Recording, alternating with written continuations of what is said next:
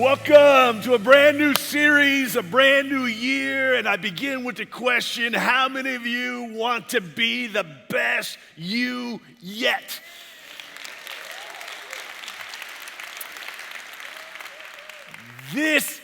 So do I, and this is the series for you, and this is the series for me, because we're not only entering a new year, we're entering a new decade. Come on, how many we live in decades? Some of you are like children of the 50s, the 60s, they were wild. The 70s had bell bottoms, some of you still have those. Okay, the 70s, just hang on, they'll come back. The 80s with leisure polyester stuff, the 90s. Okay, like, how many know the music was better in the, anyway, but then the 2000s, 2010, and now we're in the 2020s. It's just an amazing time. And we're going to be talking over the next several weeks, as you just saw in the little video intro. We're going to be talking about 6 essential areas of life that are the key to becoming the best we can be. And we put them together in a little bookmark, and so they're in your program. You can have these, and it talks about the 6 weeks we're going to talk about starting today: faith, food, fitness, focus, friends, and finances. Now, these are the bookmark for you to remind you where we're going as an encouragement, but it's also an invite piece. We have produced thousands of these. They're at all the exits. I want to encourage you to please take them as you leave today. You have family and friends and people you work with and people that you do sports with and whatever. I want to encourage you to invite those you know and you love to experience the best life they can have by being part of this series. We have special things planned for every week. Like next week is about food. We have an expert. We have some special guests. We have a free gift for everybody. Okay, next week you get and it's not about food. Okay, you don't get food, but it's something food related. Okay, we have a gift for everybody who shows up, but you got to show up to get it. We have something planned special for each and every week, inside, outside, and then between Sundays, as you already heard, we're going to be having smaller group settings. Discussion settings. There's workbooks that you can buy, and these settings. And here's why we're having not only Sunday talks about these very essential areas, but between Sunday talks, because research has shown over and over and over again that when it comes to reaching goals, we succeed at a much greater rate if we're connected to a strong human support system. They have proven this with research again and again. How many have heard of Weight Watchers?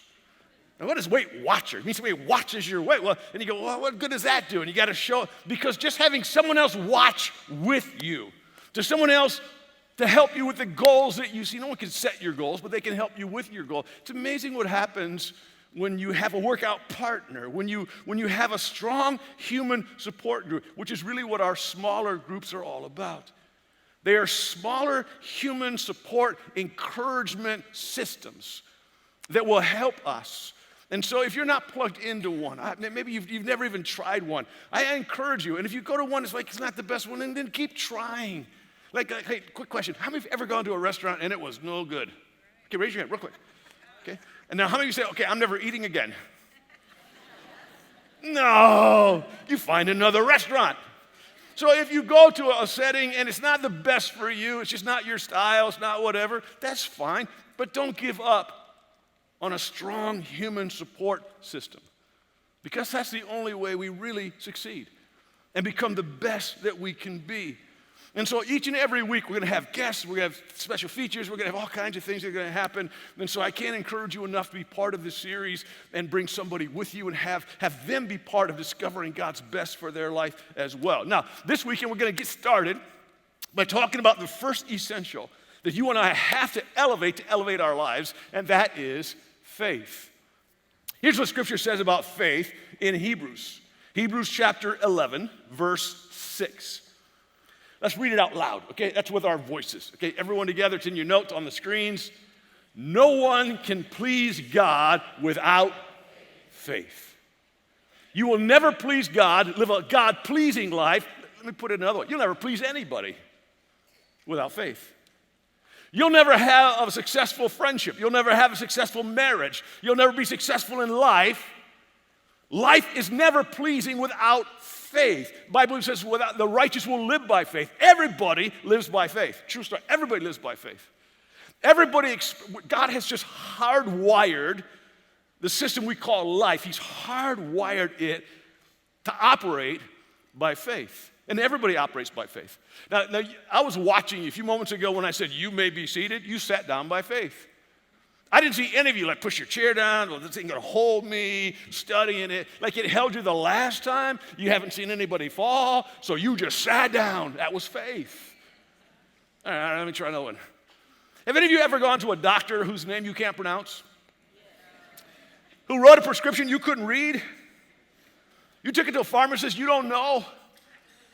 Who always goes behind a place? Like what are they doing back there? They always go back somewhere? Handed you a medication, you didn't know how it worked, and you took it 3 times a day? That's faith. It takes faith to drive in San Diego.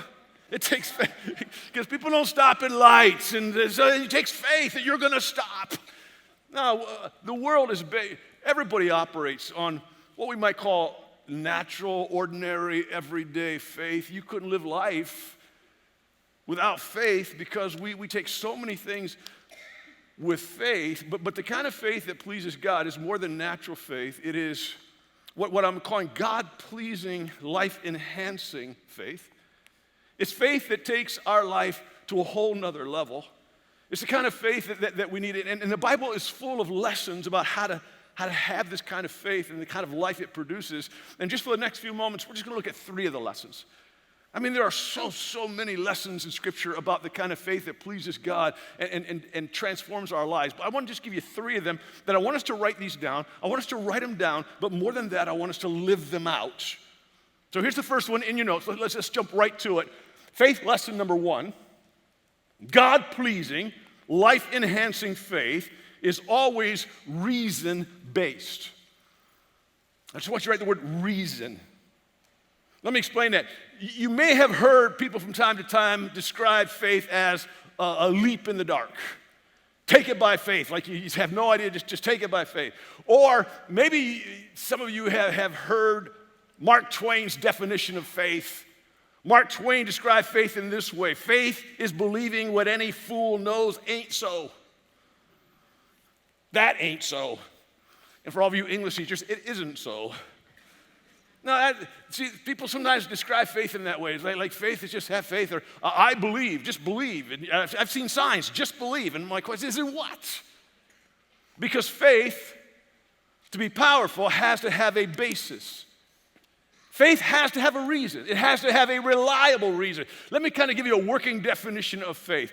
At its core, faith is simply trusting. Faith is trusting. You trusted your chair because they held you the last time. You trust people because they're trustworthy. Trust put in something that's not trustworthy isn't going to help you. It's not the quantity, it's the quality of what you're trusting in that makes all the difference. So the Bible never just says believe. People, I believe. What do you believe in? The Bible always tells us to believe in something, in someone. Let me show you. Watch this. John 9, verse 35. Jesus does a miracle, and then he says to this man, do you believe in the what? Son of Man. No. Do you believe, who do you believe in? Again, Paul and Silas, Acts 16, verse 31. Believe in the Lord Jesus, and you will be saved, you and your household. I could give you dozens and dozens of scriptures that have the same challenge. We're never told in the Bible, just believe. We're always told, believe in. We're always told that belief has a basis, that faith, that trusting has a reason. So how do I believe in? How do I believe in God? How do I trust in God? How do I learn to trust in God, His reliability and His coming through in my life? Well, let me tell you where you learn to trust in God. You don't learn how to trust in God. You don't learn the reasons for faith in a classroom. You learn them in a crisis. All right, let me show you from Scripture. Watch this. Mark chapter 4. Verse 35. Mark writes, that day, when evening came, Jesus said to his disciples, let's go over to the other side.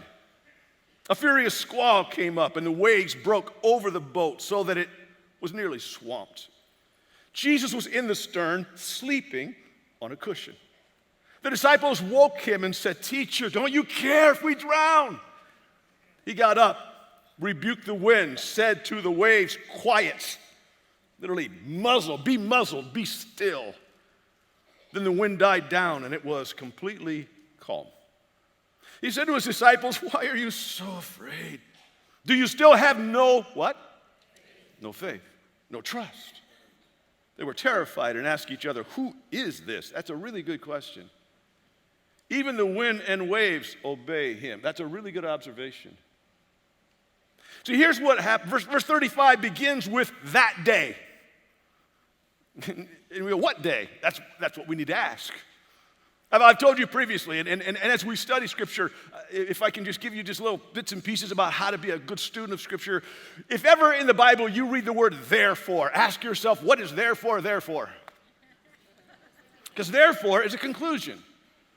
Whenever a writer says therefore, look up what he's talking about, because he gives this whole discussion and goes, therefore, he's moving toward application. Therefore, what do you do? So when Mark writes that day, he's connecting what happened in the storm we just read about with that day, with what happened earlier that day. So what happened? Well, if you back up, you'll see there's a long discourse from Jesus. He's teaching. He's teaching his disciples. He's teaching his followers. He's teaching them, and if you'll back up, he's teaching them about faith. He's teaching them about trust. He's teaching them about what God can do in the lives of those who trust. He's teaching about kingdom principles and power that are released by trust. Everything he taught them, he was teaching them about faith. But because Jesus was an incredible teacher, and all great teachers understand this, that to really get a lesson through, it is not simply intellectual, it must be experiential. It's not enough to see it on a computer, on a board. It's not enough to get the concepts. Faith comes by hearing. That's very important that we hear. But the Bible says you don't know it unless you do it. So Jesus has been teaching them about faith. And on that day, he takes them on a field trip. Actually, a boat trip. That day, having taught them about faith, he now takes them on a boat on the Sea of Galilee. Now, the Sea of Galilee is a really interesting and unique body of water. It lies 690 feet below sea level. Okay, so it's really low. It's much lower than sea level, and it's surrounded by these mountains and these hills and gorges. And what happens is it creates like a wind tunnel, and it gets these winds that affects this lower body of water. Let me show you a picture. This is a picture of the Sea of Galilee. And sometimes it's referred to as a lake because many of us have been there. I've been there, I think, 4 times now. And I've been out on the sea, the lake, in a boat. And what happens on this, you can kind of see the kind of the hills, the mountains, and there's these valleys. And the wind can come through. This water looks so peaceful and calm there. Within 5 to 10 minutes, it can go from being totally calm to violent waves and wind. Like where did this come from? It's just, it can happen almost instantaneously. And that's what happens when Jesus gets in the boat with his disciples and says, let's go to the other side. Now, keep in mind that Jesus' disciples, most of them were raised fishing on this lake. They were professional fishermen. There's no doubt they had been in storms, but not like this one. These were seasoned fishermen, but yet they thought, this is the big one. We're going to die. So they wake Jesus up. Now, first of all, he has got to have been a sound sleeper. He's sleeping through a killer storm. Now, why was he sleeping? Well, obviously he was tired, but I suggest he was sleeping because he trusted God. He wasn't going to die in that storm. He came to die, but not in a storm. He came to die on a cross. Like, I'm going to die, but not this day. And so he slept. Well, they wake him up and they ask him a question, and I love the question because, come on, let's get real. Have you ever wanted to yell at God, don't you care that I'm going to die here? I'm going to die in this storm. I'm going to die in this crisis. I'm going to die with this diagnosis. I'm going to die with what? Don't you care? That was their question. Don't you care? So he wakes up, he stands up, and he speaks. He speaks to the wind. He speaks to the waves. And then 2 miracles occur. Now, again, we just don't have the time, if we could just but if you go back and read it yourself, you'll see there are 2 miracles. The first one, he speaks to the wind, and it stops instantly. Just go. The second, he speaks to the waves, and they stop instantly. See, the second miracle, it's one thing to have the wind stop like that, but how many waves keep going? But the waves, so immediately at his word, the wind stopped and the waves stopped. And the disciples are like, who is this? Yeah, that's the question they need to ask. And Jesus had a question for them. His question was, why are you so afraid? Now in the Greek language, it's kind of more specific than English, and the real strong emphasis is you. Here's kind of what Jesus was saying. Of all people to be afraid, not to trust, why you? You've been with me. You've heard me. You have a reason for trusting me. You know that I care. You've witnessed my care. You know that I have power. You've witnessed my power. You know I have authority. You've witnessed my authority. Why are you afraid? Have you no trust? See, trust always has a reason, and Jesus was giving them not just a lecture about faith, he was giving them a life experience of trusting. So that they would know when it comes to trusting God, listen, it's not about proof. If I have a proof, I don't need faith. Okay, now stay with me for a moment. If I have proof, I didn't do this, so you got to make believe. How many of you can still imagine things? All right, 3 of you, we're in trouble here, okay. But if I told you I have in my hand a $100 bill, how many believe that? And like, the way that I can crush your belief is by showing you I do, because once you see it, you don't have to believe for it. Are you with me? The opposite of faith is not doubt. Doubt is struggling faith. The opposite of faith is sight. So for everyone who says, show me and then I'll believe, no, see, God just gives us reasons that point toward the reliability of trusting in him.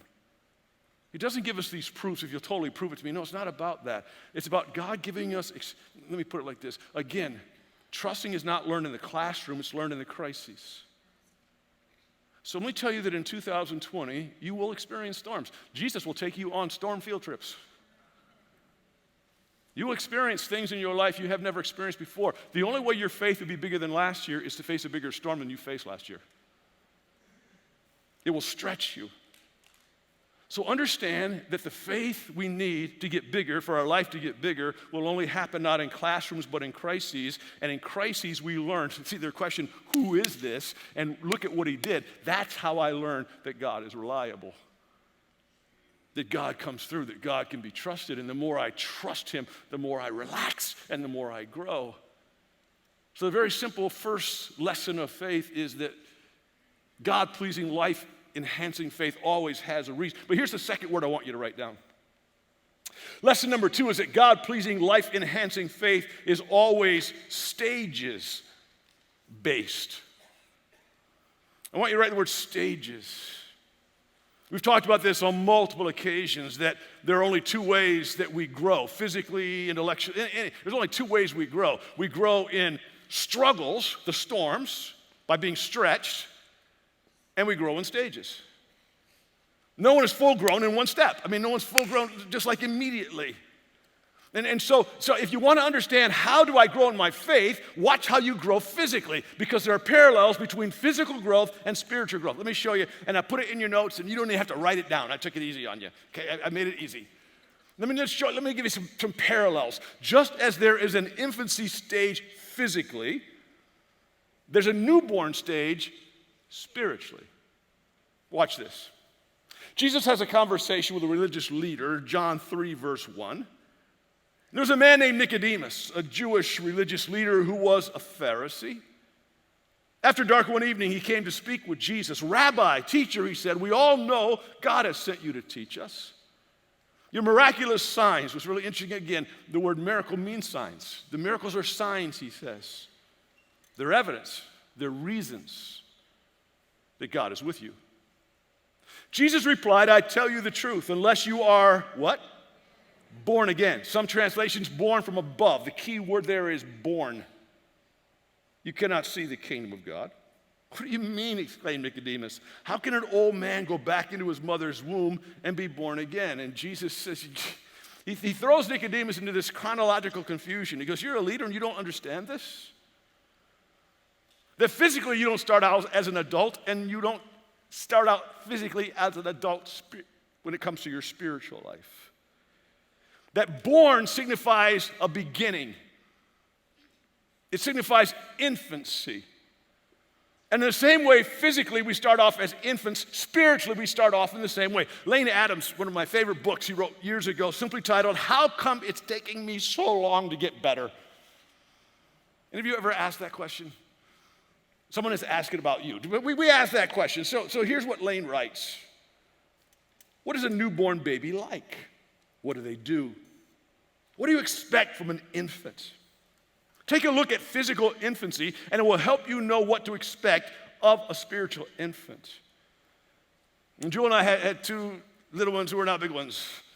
But when they were infants, it's just an amazing time. And one of the things about infants is that from the very beginning, sometimes even moments after they're born, that they start to eat, actually start to drink, because, in fact, how many know they drink on a pretty regular basis? They will wake you up and say, it's time to drink, it's time to eat. Now they can't eat food, they can't, but somebody else has to feed them, but they are nourished by milk. Watch this, Peter writes, 1 Peter 2, verse 2. Like newborn babies, you must crave pure, what? Spiritual milk, so that you will, what? Grow. See, you won't grow without pure spiritual milk into a full experience of salvation. I love that phrase because, see, salvation is not simply getting a pass out of hell and a ticket into heaven. Salvation means wholeness in every level of life, every area of life. And that's why Paul says our salvation is closer now than it's ever been before. He's not talking about being saved and then I'm forgiven of my sins. He's talking about becoming everything God called and created me to be. That's our salvation. It has a past, it has a present, it has a future. One of the reasons we have classes for new believers is because often we can't feed ourselves yet. And I get people all the time to ask me, like, where do I start reading the Bible? Like is it a regular book? I start in Genesis. It's like, no, it's not like, and so we'll often start in the Gospels, and Mark is one, in different places. So we just start with the milk. We just start with the essentials of who's Jesus and what does God have for me? And keep watching infants. They're just amazing. I love to watch it. And when our little ones, they make all kinds of noises. Did that ever shock you how many noises newborns make? Sounds like a cat, sounds like a dog. It's like they're the noises. But parents, they get that. They learn how to get your attention. The movements. Newborns move almost constantly. They hit themselves, they scratch themselves. It's like, but they're learning. In fact, how many remember when your kid discovered they had a hand? They're like, whoa. Like turning it. Ever have a kid who's so flat, they sucked on their own toe? You're like, no, you walk on that. You don't suck on that. Because they start learning about themselves. And when it comes to newborns, they will make messes. How many of you have been surprised what a big mess a little thing can make? And that's why you pray that mom will come home. So all the things that happen with physical newborns happen to us as we are spiritually born again. We need milk because there's a stage, there's an infancy stage, and it's magical, but it's not meant to be forever. So we move from infancy stage to the childhood stage, stage number 2. The childhood stage, physically, spiritually. Paul writes this, I love this, Ephesians 4, verse 14. Paul writes, no prolonged infancies among us, please. It wasn't that Paul was anti-baby. He's just, a baby's great. A 40-year-old baby is not. Okay, like some of you married one, I'm sorry, but no, he's just no prolonged infancies. It's natural. It's right to be a baby, but we're meant to grow up. No prolonged infancies. So once I start growing up, childhood is marked by, now I can control. Now I can hold my own bottle. I can start to feed myself. And you start teaching the child, and it takes them a while to want to use utensils because I got these. And then they learn how to eat, and they learn manners. Some of them do. They learn if you teach them. So we teach them. We teach them how to be quiet and serve. How many of you know that you have an inside voice and an outside voice? No, I'm asking that question seriously. How many know we have an inside voice and an outside voice? That's why you need to teach your kids that. Ever been in the inside and a kid's using their outside voice? You're like, tell them they can talk quieter in here because we're inside. And they learn boundaries, boundaries that define me, boundaries that protect me. They learn how not to put everything in their mouths that's been on the floor. They learn not to swallow crayons. They learn not to swallow. Let me tell you something. The same thing that happens physically happens spiritually. We start learning how to feed ourselves. We start learning about boundaries in our life. Don't put everything in your mouth. Not everything you hear someone says should you internalize. Not everything's safe for us. Boundaries are very important for us. They start to teach us who we are. And I'm so thankful as a young boy, I was raised by a Christian mom and dad in a great home church. In fact, my Sunday school teacher, she's now in her 90s. I think she's almost 100 if she didn't turn 100 recently. On Saturday, she still prays for every one of us who are in full-time ministry that she taught. Just amazing. And so for all of you who teach, I want to thank God for you. And you teach the little ones, and those who are in the nurseries now with them. And often on Wednesdays, like I'll just peek in rooms. They don't know, but I'm watching all the little ones. And sometimes you think they're getting more than you know. When I was a little one, they taught us this boundary song. Now, somebody so old, some of you may not know this, but I still remember it was like, oh, be careful, little hands, what you touch. Oh, be careful, little eyes, what you see. Oh, be careful, little ears, what you hear. Oh, be careful, little feet, where you go. For the Father up above is looking down with love, so be careful. They were teaching us that touching everything, tasting everything, seeing everything is not healthy for us. They were teaching us healthy bound. They weren't teaching us legalism. They were teaching us to be protected. That there's great freedom, but freedom can become bondage if it doesn't have boundaries. Wow. So we go from being a spiritual infant to a spiritual child to the teenage years, to becoming a spiritual adolescent. And the word that often characterizes spiritual adolescence or the teenage years spiritually is the word testing. Testing boundaries, testing beliefs, testing their parents' patience. It is a time of testing, and it's okay to test. It is okay to examine things, because here's what's got to happen. You have got to move from your parents' faith to your faith. You got to move from the church's faith to your faith. It's got to be yours. You can't live off somebody else's. And so you test it so that you own it. Listen, I mean this so seriously. Anybody who will not allow you to question things, question them, because you're only defensive about weaknesses. You're never defensive about strengths. There's a reason for what we believe. There's a reality. There's a reliability to what we believe. Watch this. Watch. It's found in Acts 17, verse 11. The people of Berea received God's message, and they carefully examined the scriptures to see if what Paul said was what? True. The people of Berea would hear Paul teach, and then they would go back to the Bible and say, is that what it really says? The Old Testament, the scrolls. And Paul never says, how dare you question me? Just believe. No, Paul was happy. He was happy that they wanted to examine for themselves, is what he's telling us true. Paul actually taught his spiritual children to test everything. So don't be afraid when your child goes through testing times, because they're learning to own things. When they go through examining time, they're learning to own things. In fact, here's what Paul says in Thessalonians. Watch this. In 1 Thessalonians chapter 5, verse 21, he says, test everything. Everything that is said, to be sure it is true. And if it is, then accept it. Now listen carefully. Not every time somebody says, thus saith God, does God say that. There are people that say a lot of things. I've had people tell me, God said this. I'm like, I kind of know him, and he doesn't say that. It's not what he says. It's not what he meant. It's not what Scripture teaches. I can't tell you how many words I've had from people. God said to tell you. And I'm like, yeah, I'm not sure where you got it, but it wasn't from him. Because I test every word. Sometimes I know right away, because it's just not what Scripture. Sometimes I don't know right away, but I'm still supposed to test. Never swallow anything without testing it. examine it. If it's good, swallow it. If it's not, don't. Don't give up on truth. Just find what really is true. And in the fourth stage, we move from infancy to childhood to teenage to adolescent to adulthood. Now, to be an adult in our faith doesn't mean we've arrived. It doesn't mean we're there and there's no more growing to do. That's not what it means. In fact, here's the gist of the adult stage. It's in life and faith when one has greater experience and appreciation for who God is and what he's called us to do. We've just grown in our understanding, our appreciation. Paul, who's a senior citizen physically and spiritually, writes in 2 Timothy 1 verse 12, I couldn't be more sure of my ground. The one I've trusted in, see, there's faith.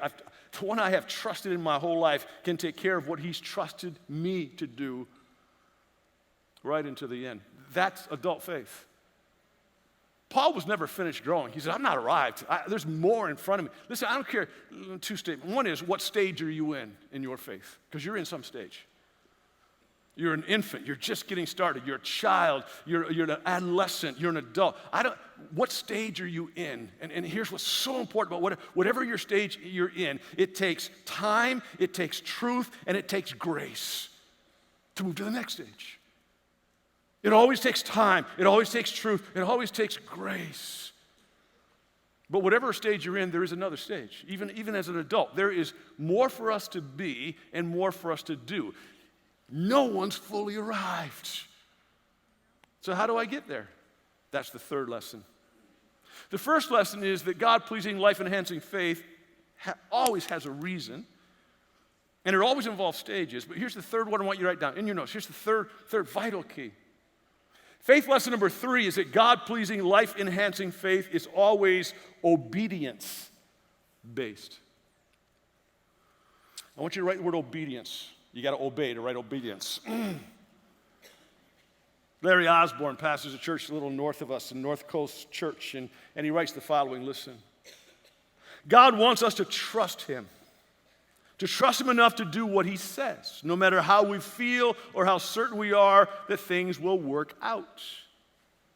Faith has nothing to do with having a powerful imagination, eradicating doubt, or any other form of mind over matter.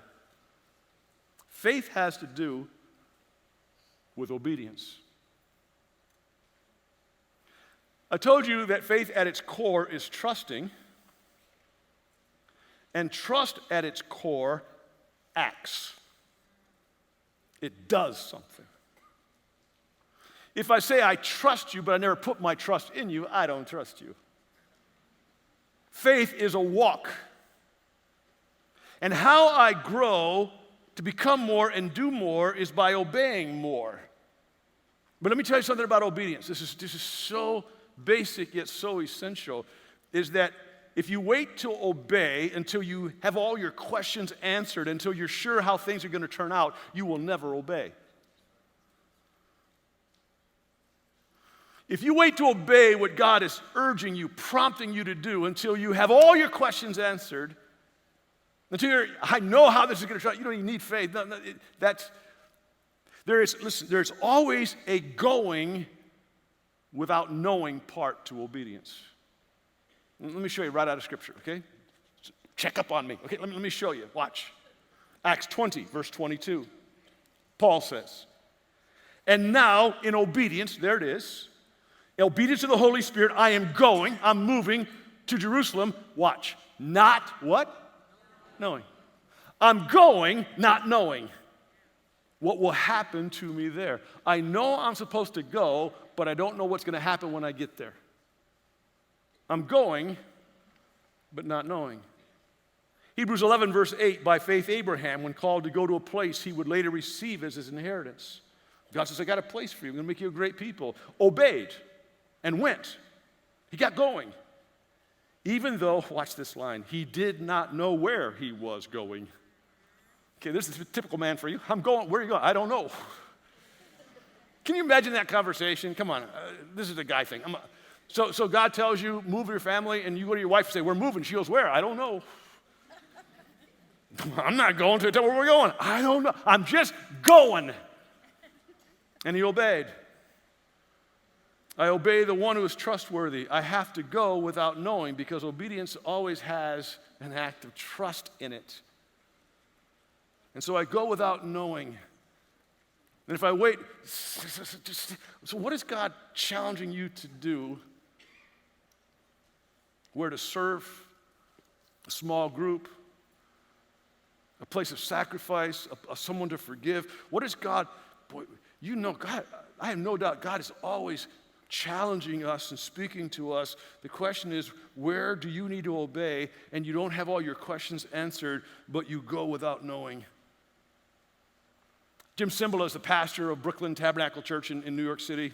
Great pastor, great church, great choir. In his book called Fresh Faith, he writes about a time that he felt prompted to do something that he didn't really understand. It was a service, a church service. So it kind of registered with me as a pastor. There's a church service. Their choir started the service with a great song. And then he felt prompted by the Holy Spirit. He felt like God said, I want you to preach right now. I want you to go preach. It's like, you don't preach after the first song. You haven't taken the offering yet. You haven't prayed. Like, if I did that, you wouldn't even be here. So anyway, so you got to wait till people go up. But he felt so prompted by the Holy Spirit, you're supposed to preach right after the first song. So he obeyed without understanding. He walked up on the platform. He stopped the choir after the first song because they were going to want to just stop. The guy who sang a solo, he brought him forward. He says, let's talk about your story for a moment, and had him share his faith story. And he'd been addicted to crack cocaine, and God saved him, forgave him, delivered him. Now he's in the choir. Then Jim thanked him and spoke for about 10 minutes, and then asked anybody in the room that wants to surrender their life to Jesus and experience what this man has experienced, just please come forward. And people started flooding from all over the place in tears, and you could hear people weeping. Then after our prayer time, sent them back to their seats, and then they took the offering, and then they finished. Like everything was backwards. It's like the most backwards, like dyslexic service. Why? He just obeyed without knowing until the next week he got a phone call. An out-of-state pastor called, and here was the conversation. He said, Pastor Cymbala, my family and I were visiting New York City for the weekend.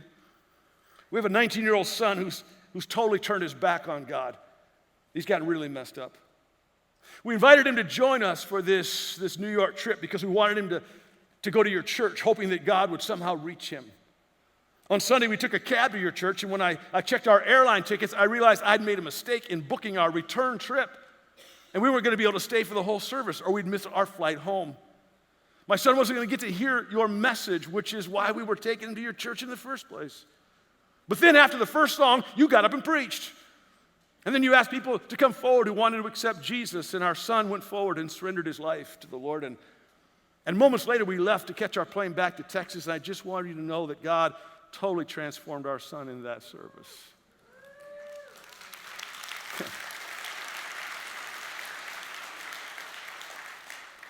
Going without knowing. Obeying the leading when I don't know where he's leading me. Saying yes to the leader of my life when I don't fully understand the path. Accepting the call when I don't know the results.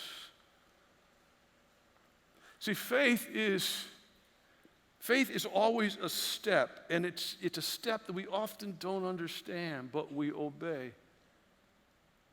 And when you obey God, because faith is always an action, you please God. God loves it when you and I take a risk for him. He loves it when you and I trust him enough to do what he says, even when we don't get it. And when that happens, we not only please him, we expand our life. So if you want to be the best you can be, you need to have the best faith you can have.